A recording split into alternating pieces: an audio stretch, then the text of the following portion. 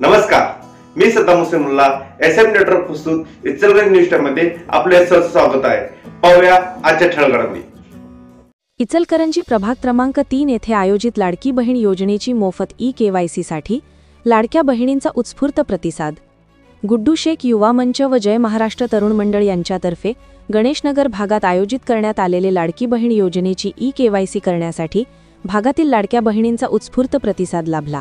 इचलकरंजी प्रभाग क्रमांक 3 मुख्यमंत्री माझी लाडकी बहीण योजना मोफत KYC कॅम्पची गुड्डू शेख युवा मंच व जय महाराष्ट्र तरुण मंडळ आयोजन करण्यात आले आहे।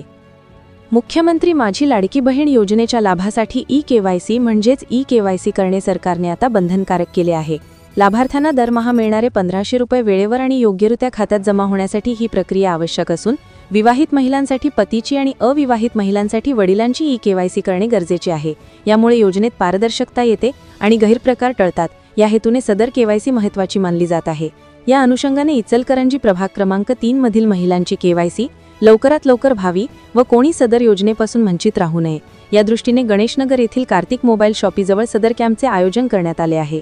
सदर कॅम्पचे उद्घाटन भागातील युवा नेते इचलकरंजी शहर जिल्हाध्यक्ष राष्ट्रवादी काँग्रेस सुहास जांभळे यांच्या शुभ हस्ते करण्यात आला। सदर कॅम्प 2 दिवस चालणार असल्याचे व सदर परिसरातील महिलांनी याचा लाभ घ्यावा असे आवाहन या प्रसंगी सुहास जांभळे यांनी केला। तसेच मोफत सेवा उपलब्ध करून दिल्याबद्दल महिला वर्गात आनंदाचे वातावरण होते। भागातील महिलांनी सामाजिक कार्यकर्ते गुड्डू शेख व अनिल भोसले अध्यक्ष यांचे धन्यवाद देऊन आभार मानले।